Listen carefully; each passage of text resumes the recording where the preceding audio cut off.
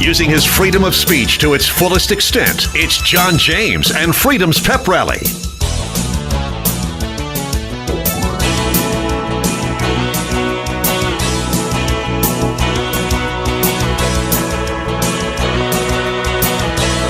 Now, America's friendliest host, your buddy, John James.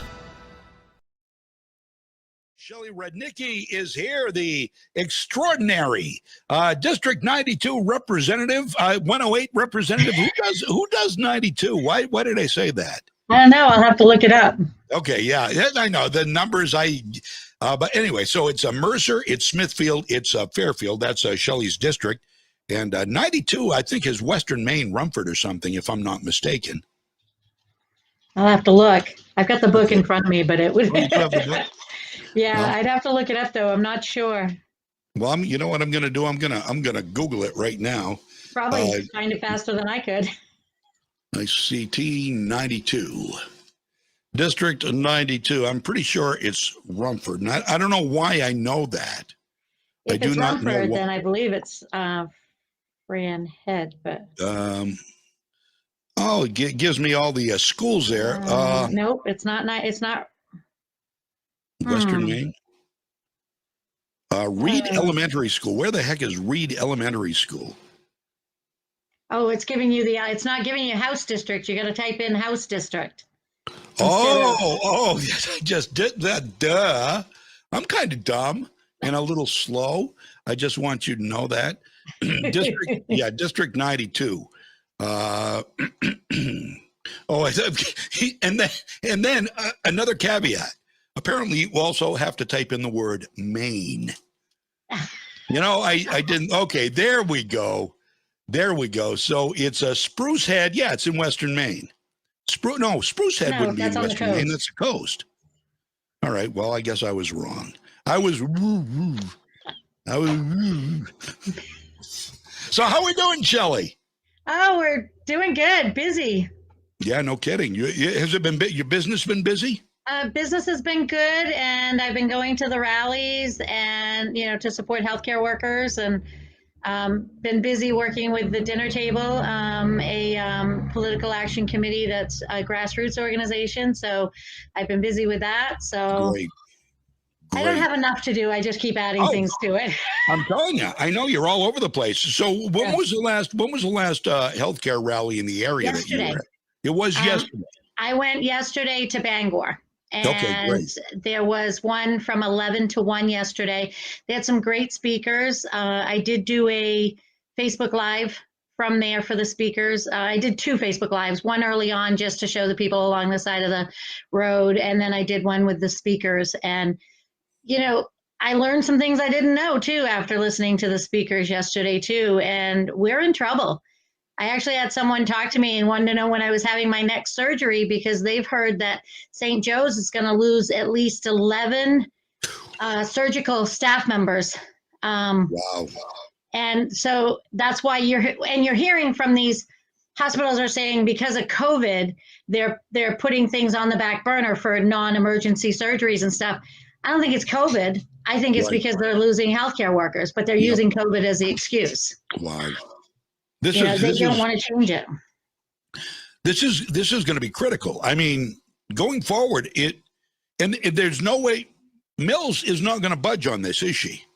Well, I mean, she did blink. She pushed it off another month, but I think that is more so they can bring more people in. One of the things I heard yesterday that I thought was quite disgusting, actually, was the fact that they are bringing in other people to fill these positions and paying them more money, bringing them in. And I also heard from someone that some of these agencies that are coming in are not mandating the vaccine, which right?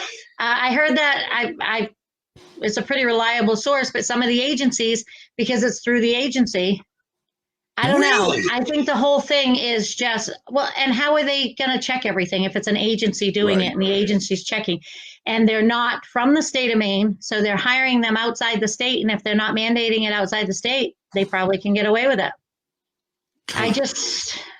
Some of it is just crazy. Some of the stuff that I had heard, I mean, when you listen to some of the speakers and what they're saying, I mean, These people are resolute. They are not going to stay. They're going to leave their jobs or they're going to be fired because they don't want to be vaccinated. Right. And here's my question. Everybody says, well, this doctor says you should, or this nurse says you should, and you should listen to your healthcare worker. But look at all the healthcare workers that are not getting it. Right. Yeah, because they want the choice, you know, right, and exactly. They don't believe in, and they're not looking at it from the same thing other people are. They want to know more before they inject themselves. So it was an interesting rally. There's another rally Saturday, but it's not a healthcare rally. It is a Freedom, Liberty, and Unity rally. And it's actually a car rally that's starting in Brewer, and they're driving to Liberty, Maine. There'll be one speaker there. My understanding is there'll be a speaker there. Then they're driving to Freedom, Maine, and then they're driving to Unity, Maine. Where are they stopping in Liberty? I'm not sure yet. I was going to actually put a request out to former Representative Dick Campbell to organize it, but he said they are going to be stopping in Liberty.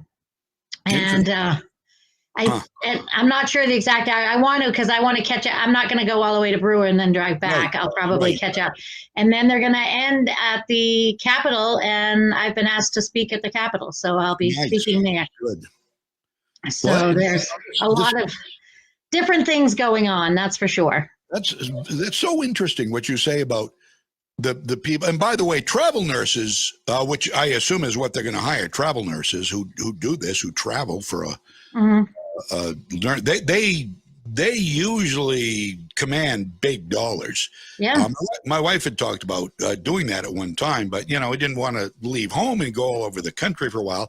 But it'd be a chance to see the country, and you get paid. I mean, the pay is outstanding. But what's going to happen is our facilities are going to end up paying more money, which is going to increase costs.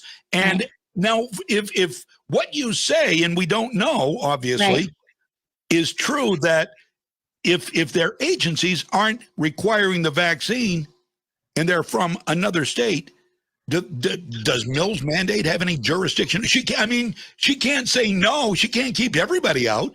She can't say we need nurses come here and then say, oh, you're not vaccinated, go. I mean, this is stupidity. Well, it is, and that's what is making it difficult for people. And the problem I think a lot of people have with so many of these things is, and I know I have this problem, is the numbers aren't adding up.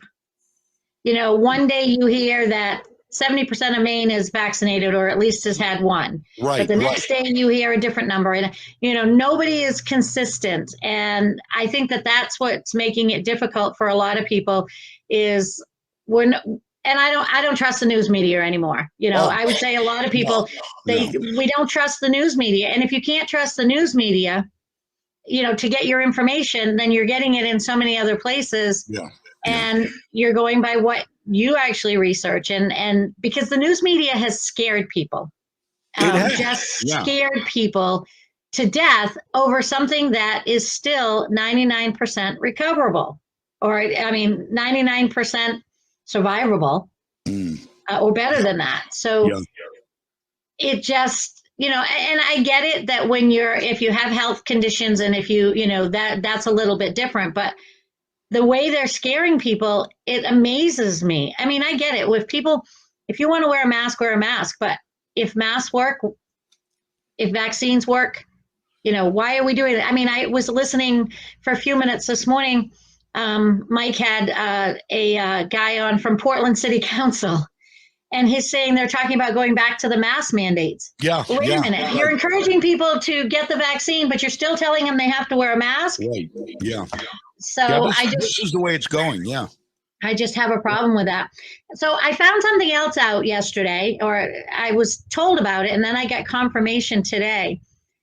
Do you know why a lot of people are not fighting the government or fighting about their loved ones having COVID written on their death certificates? Because some people say, well, they didn't die of COVID, they died with COVID or whatever, but they're putting it on the death certificate. You know why people aren't fighting it? Why? because they're getting reimbursed for all funeral expenses from FEMA if they have COVID. Are you kidding? Are you kidding me? I heard this a couple of days ago. Somebody told me that's, so he told me that his stepfather passed away and he had heart disease. And I think he said it was heart disease. And he was on his deathbed and I believe he said he went into hospice, but it doesn't matter either way. Right. When he passed away, and he did not have COVID, didn't have any symptoms, hadn't been tested, but when he passed away, they put COVID on the death certificate. And he said to his mother, yeah, they said maybe he tested. Because he was in hospice, why would they do an autopsy or why would they test him after the fact? But anyway, so he said to his mother, why aren't you fighting this? And she said, because they reimbursed me for funeral expenses and I can't afford, so getting that money back actually helps. So I decided I wanted to I wanted to find out about it. So I had somebody do some research for me, and FEMA is actually reimbursing up to $9,000 per death. Wow. And up to $35,000 if it's multiple in a household. Yeah. I heard that and I went, are you kidding? But that explains why people aren't fighting. Yeah, I will research that. Holy. Yeah, I'll send you the link that I was sent. Okay, yeah. I'll forward that link to you. Please but I was do. like, and because I had mentioned it to someone and they go, yeah, I think I heard something about it, but it's never been publicized. And then when that person said it to me, I was like, I got to look this up a little bit. Wow. Okay, so let me get this straight. Now, this is firsthand information from somebody who lost a loved one. You got right. Yeah. So the person he was going to die. He was going to die. I mean, that's that. A lot of elderly people have comorbidities, and they die of whatever he died of. And what you're saying is it's not even like they tested him and he died with COVID. It's like they tested him before and he didn't have it, so they don't even know if he ever got COVID. Is that right? They tested him after death. They did.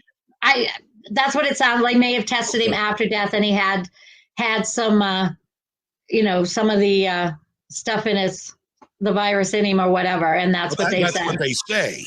Right. I don't trust. Do I sound like I don't trust anybody? Yeah, I mean, I'm the same way on some of this. You're like, what is this happening? So. Wow. COVID-19 funeral assistance. Yeah. And here it is right at FEMA.gov. Yeah. COVID-19 pandemic has brought overwhelming grief to many families, blah, blah, blah. I will look through there, call a dedicated number to get COVID-19 funeral assistance application complete with help from FEMA's representatives, multilingual services, because we don't believe in assimilation in this country anymore, will be available. Right. Wow. Yeah, that's what I said. I was like, I got to make sure I mention this because I was dumbfounded myself. But it explains so much when you stop and think about it, why people aren't fighting what's put on the death certificates, because, $9,000 is a lot of money for, a lot of money for people. And I know funeral expenses get to be that much money. Oh yeah. And so you certainly can understand it with families that are struggling, and if they can be reimbursed, I certainly understand it. So that's why they're not fighting what's being put on their death certificates. But again, it's buying the vote, or whatever you want to call it, but it's buying people off. Oh, absolutely, absolutely, that's what it's doing. And they're doing this under the radar. I'd never heard of this, but there clearly is a policy here at FEMA.gov, and you probably will get more in-depth information if we can find a reliable source outside of the government, because I don't trust. They're clearly offering money, but to whom you probably aren't going to find out by asking the government, because they're not going to be truthful. Yeah. Wow. Yeah, so I thought that was quite interesting, and you would appreciate some of that information. But it explains so much about so many of the numbers. So I think that's why it's I think that's why the numbers are continuing to go up. And there was a Cornell University article I read this week too that says that Cornell University is 98% vaccinated, but their numbers are higher now than they were a year ago for the number of COVID cases. And I'm just like, okay, so where are we going from here? You know, but I don't know. Have you heard of anybody that's had the flu lately? You know, so right. That's kind of where I'm at with that. So I just, again, I don't trust the numbers any more than anybody else does right now. So no, that's great, and you're not afraid to say it. No. How many of your Democratic colleagues would say, "Whoa, they're perfectly fine. The numbers are perfect. They're fine." I would say the majority of them would say that that's exactly it, unless they were behind closed doors and didn't, you know, it didn't get out. Right. But I would expect that the majority of them would say that, you know, the numbers are right. We can trust everybody. Wow. The left, they are so slimy. They really are slimy people. It's sad. It's pathetic, actually. They're very quiet right now. Although I was surprised, another thing that has happened this week is there has been a letter submitted to the president on behalf of a bipartisan group of state legislators. And Representative Billy Bob Buckingham put a letter together to go to the president about the lobster industry. And there is, I just figured it out, somewhere around 130 legislators, Maine legislators, have signed on to the letter. So both parties, I know that the Speaker of the House and the Senate President both signed on to it as well. So we're about, I think there was about 130 have signed on to it. So at least there's something bipartisan going on. There's not a lot, but at least there's something. You know, take it when you can get it, right? You got to, unfortunately. Wow. And now, I'm sure that there's some other interesting things going on right now behind the scenes too. There's some redistricting happening, so that's going on behind the scenes. So that's right. I haven't heard much. It has to go on. I think they have another week or so before they have to come together. So I haven't heard much about it yet, but that's happening in the background too. Interesting to see. We're going to gain or lose any, do you think? I don't know, because where they have the majority, I don't know. But I do know that we have some strong advocates on our side of the aisle down there to keep it. I don't expect any changes in my own district, but you never know. Right.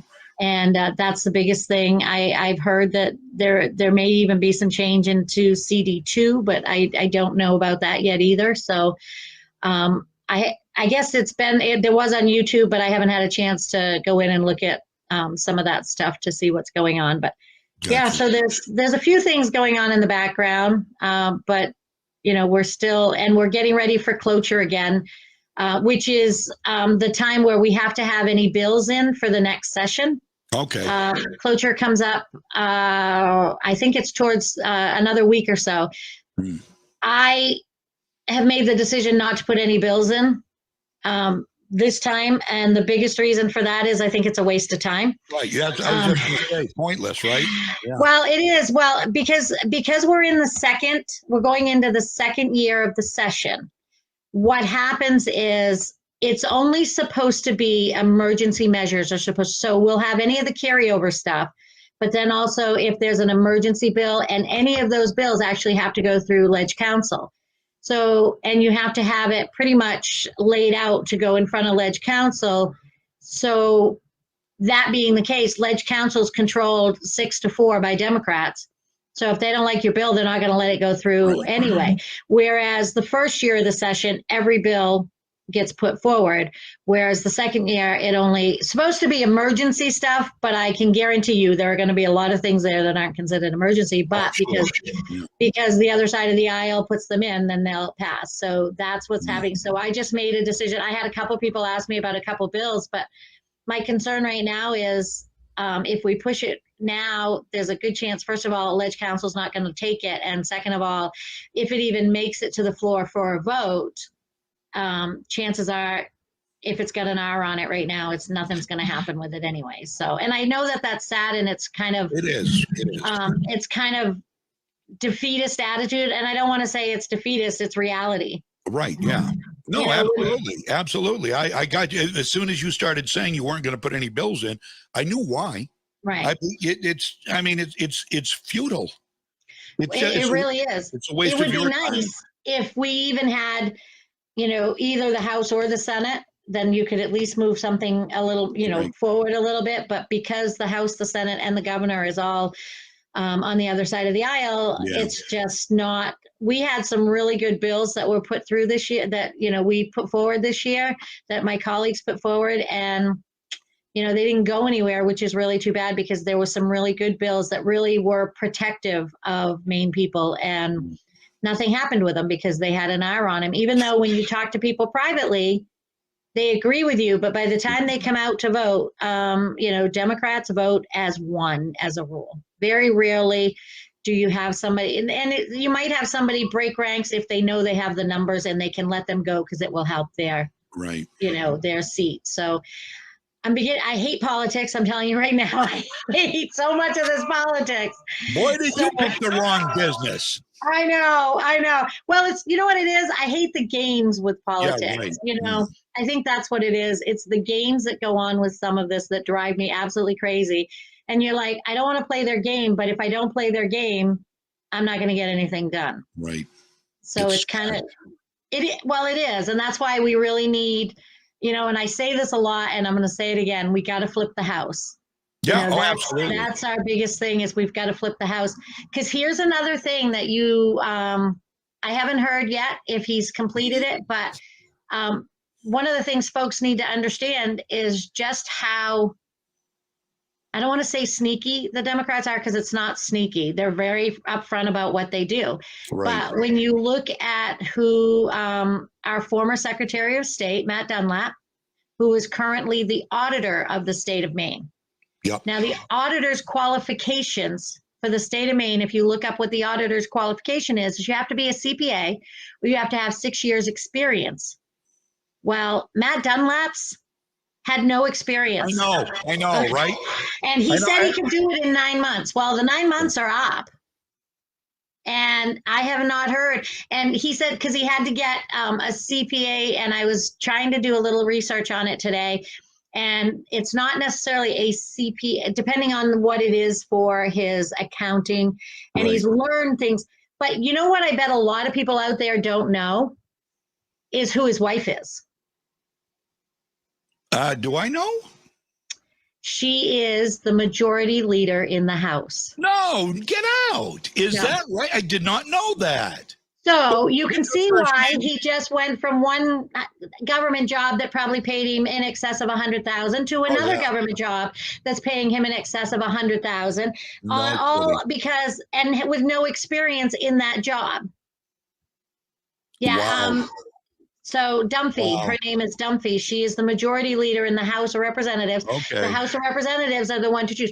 Now the Republicans put up a gentleman for that position that has a CPA and has been in the business for 20 years, but they chose Matt Dunlap.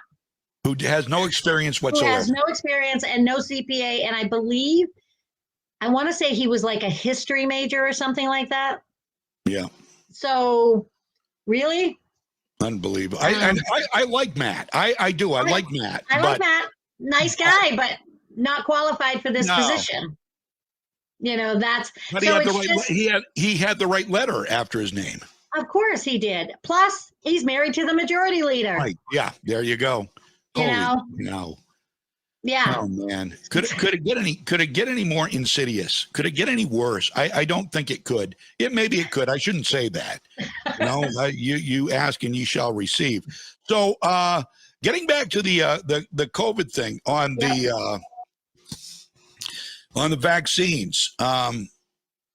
What are people? I heard yesterday people are starting, and I don't know where. They didn't say where, but people are starting to walk off their jobs. I don't know if it's in Augusta. I don't know if it's in Bangor or Portland. And I'm sure they're not nurses. They will not leave patients unattended, but they will let their voices be heard. And as far as the vaccine is concerned, I've said this a million times. If I've said it once, I get the vaccine if you want. Get the vaccine. And I do think people with comorbidities probably should get the vaccine. You know, and I've heard, because I've heard from people I trust, like Rand Paul, like Dr. Siegel on, he's on Fox News. Mark Siegel's on Fox News a lot. And, you know, some other representatives and people I trust say they've gotten the vaccine and they think it's good and viable and will help you if you get COVID to not get it as badly, especially if you have. So I'm not going to diss the vaccine. No. I've dissed it enough, and I'm just going to say freedom of choice. And that's what it has to come down to, is choice. I have heard that there are some healthcare workers, not just nurses, but healthcare workers in general, that have left. They're going to other jobs, and they are very resolute from what I can see. I know there was another rally in Portland yesterday at the same time, and I think that they're very resolute as to they don't want it. They want to see a more of a history on what happens with it before they get it. That's their choice. And I think that that's where we're forgetting that people have a right to choose, and it's informed consent. That's the one thing that's been talked about at all these rallies that I've been going to, is the informed consent part of it.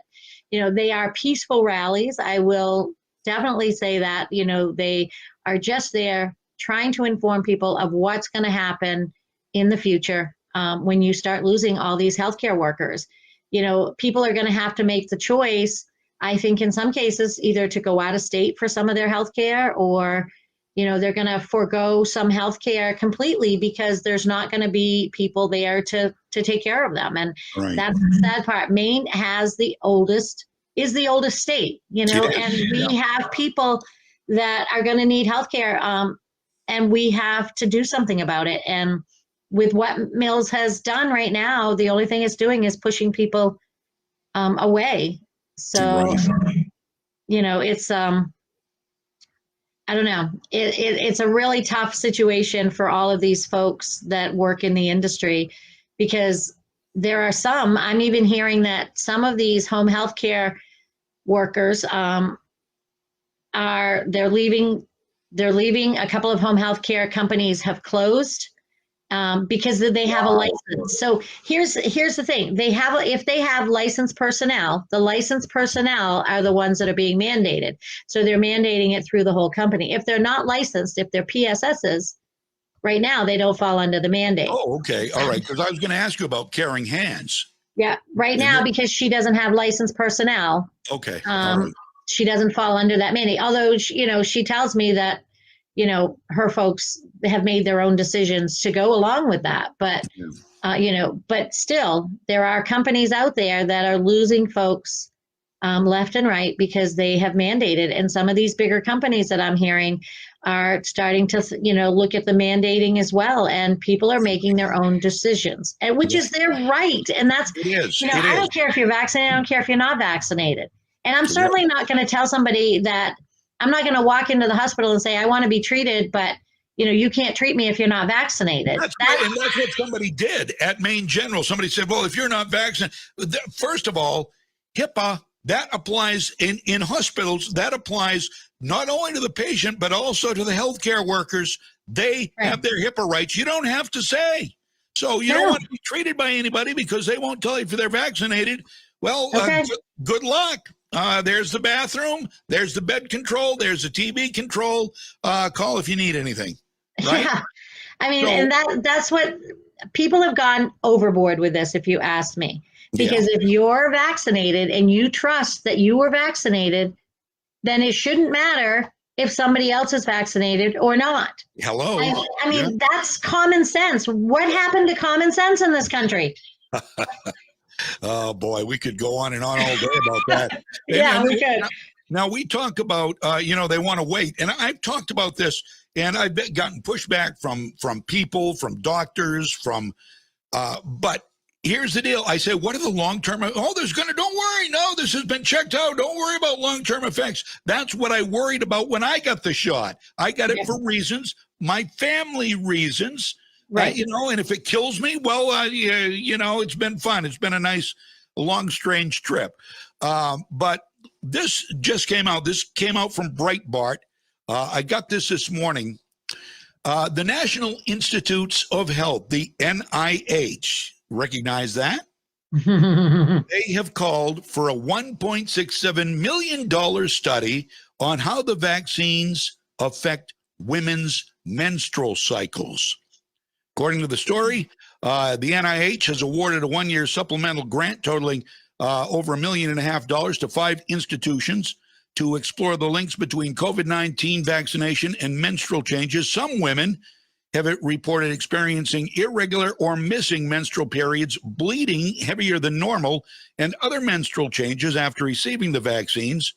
The NIH further asserted that temporary changes in a woman's menstrual cycle after vaccines could possibly stem from an immune response or just simply stress from coronavirus. Or could it be something worse?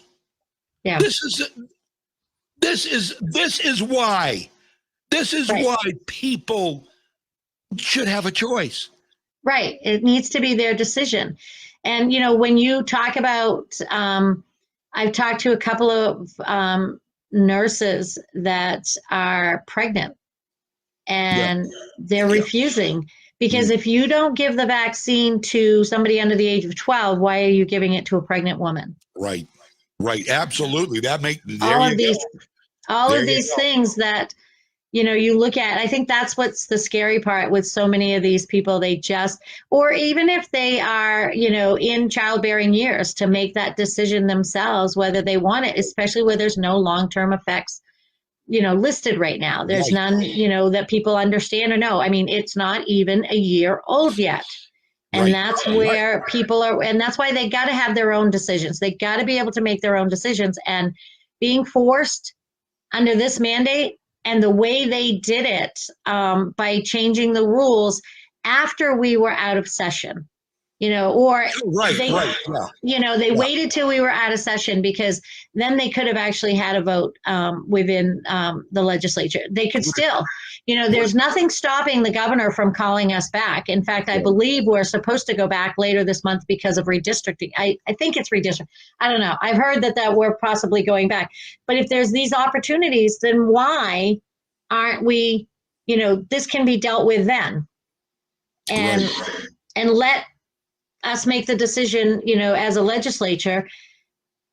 Who knows what that decision will be, because they've been known to follow everything Mills is doing no matter what. But so does a lot of the public. I mean, and let's get people on the record, though. Let's get legislators on the record on how they, you know, what they think about these things. We already know how they felt about the mandatory shutdowns and all this mandatory, you know, stuff that she did under her state of emergencies, because you already know that they went along no matter what and killed. How many businesses did we lose in the state of Maine? Word. Yeah. And now they're saying the numbers are rising again. Yeah. That's their excuse, is the numbers are rising, but they're only giving the numbers every few days now. So they make them look really big. Right. How do we know? How do we know? And again, we're back to, do we trust what these say? No, I would say no. I wouldn't. I would question everything that comes out of this administration's mouth, both Mills and Biden. Biden wouldn't know the truth if it smacked him upside the head. No, and he has to read it. Right? Yeah. After somebody tells him what to do. Yeah. Good Lord! Oh, did you hear? Were you listening to the show earlier today? No, I was actually in physical therapy earlier today, so I missed the beginning of it. Hope that's going well. Yeah, actually it is. Give this a listen. Wetlands in the middle of the country, and it's all across the country.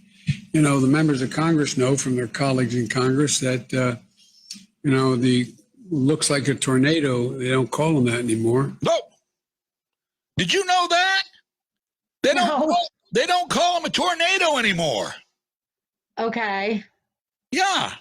I didn't know that. What he didn't say what they do call them. Well, they don't tornado. They don't call them that anymore.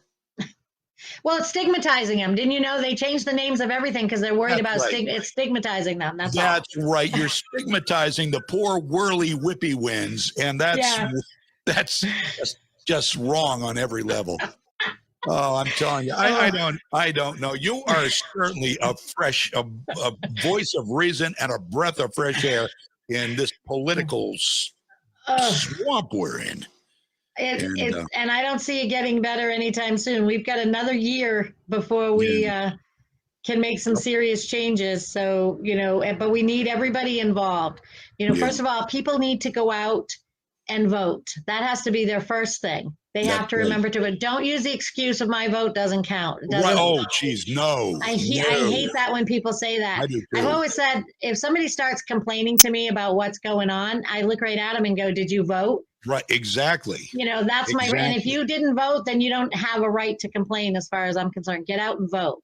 Right. The other thing is you need to help get people elected. You can't just go along to get along. And if you say, well, I'm in Southern Maine and they only vote Democrats here, it doesn't matter. If you get out, you can make that change, and that's what people need to do. If you want to see a change happen, then you have to get out and help make it happen.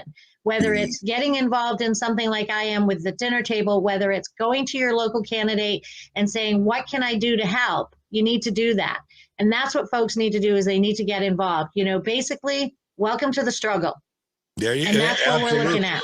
And this is all of our struggle now. This is not something, I'm not interested in politics. I just want to live my life. Well, the day's going to come. If you don't pay attention to what's going on politically, you aren't going to be able to live your life. And you're not going to know why you're not able to live your life in a free and liberty manner, liberty type manner, because you're going to be under the thumb of the government. You'll be taxed out of existence. You'll be driving a Prius that you can't afford. You'll be waiting in lines a mile long while people fill their electric cars with electricity, which is a 6 to 8 hour deal. Where is this going to end? Well, we know. We know where it's going to end, and we are trying to sound the alarms. You are trying to sound the alarm, Shelley. Well, I got a quote I want to read from a speech that Joel Stetkis gave a couple of weeks ago, and this makes a lot of sense. It has to do basically with a speech that was given back. It's kind of on the same terms as a speech that's at the Holocaust Memorial, but it's first they came for the businesses, but I didn't own a business, so I said nothing. Then they came for the churches. I didn't attend church, so I did nothing.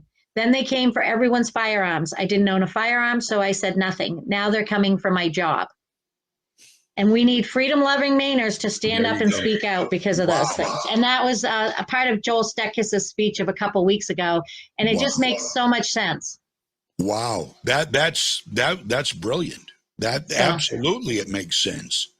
I'm going to have to if you could send me that. Sure. I would love to do that. I want to get Joel on the phone some morning. He was doing some home fix-ups last time I called him, or tried to get in touch with him. Well, because he owns his own construction business, and he was got really behind during session because we went longer than we normally do. So I know he's been pretty busy working late into the evenings and things like that. So gotcha. So, and we belong to the Somerset County Republicans together, and I know he's been right out straight and hasn't been able to make some meetings because of that. So yeah. Now, is Fairfield in Somerset County? Fairfield is Somerset County, yes. Really? Yeah, everybody thinks it's Kennebec County. It's not. It's Somerset County. I never knew that. Yeah. So Dale Lancaster is your sheriff, and you've got some great people there in Somerset County. We're so close to Waterville. Everybody thinks it's Waterville's next door, so everybody thinks it's But yeah, we're actually Somerset County, and my senator is Scott Searway. Scott has actually got people. He's got Fairfield, which is Somerset County, and then the other towns that he have are all Kennebec County. Wow, that's just kind of weird. I never knew that. I feel silly. I never knew that. I've lived there all my life. Wow, things you learn. I'm telling you. Yeah, so I'm very active in Somerset County. We've got a big pig roast coming up next weekend to raise money for helping candidates. So that's next, and a silent auction. Hey, if you know anybody that's interested in bidding on a bear hunt, we have a bear hunt, a 3-day bear hunt on our silent auction. Oh, really? So, yeah. Where is the bear hunt? Where's it going to be held? It's got a guide, and it's a 3-day bear hunt and you can use it either the week after the auction, because that's the last week, or use it next year. Okay. So it's a guided bear hunt. So it's on our silent auction. So That's nice. Yeah. So there's a lot of different things on there. We're working on getting items for that to go on the same time as our pig roast. So Cool. yeah. You know Ted Nugent bear hunts in Maine, don't you? Yeah, he's a friend of Jeff Zimba's. Jeff Zimba and I went to high school together. Oh, no kidding. Yeah, we had him. We had gosh, must be a year now. We had and Jeff. I don't know if you know what's been going on with Jeff, but I do. Yeah, Jeff and I've had some conversations, and so he's very lucky. He is very lucky. He's doing well now. But Jeff and Ted and I did a show together. We had a lot of fun. I think we got to do that again. Maybe get him to promote the bear auction a little bit. That would be yeah. It's on the 18th, and I actually do have a Facebook page for our silent auction items, and that's up there on there. So it's a Somerset County. It's a Somerset County Republicans, if anybody's interested in checking it out. So. Absolutely. If I think of it, and that's the whole deal, I'll share it later on today. Sure, I'll send you a link to it. Oh, perfect. Okay, so you got a bunch of stuff to send me. Yeah. So I do. I got a few things to send you that I got. Awesome. Well, listen, Shelley, always a pleasure. Always a pleasure. Well, thank you very much for having me. I do enjoy coming on with you. Well, I enjoy having you very much. This is just great. And I hope you have a great rest of the week. And I'm sure you'll have some war stories to share next week, and I'll have some too, probably. Okay. Have a good day. Have a good weekend, John. Representative Shelley Rudnicki, you too. Thank you. Bye now. Thank you. Bye.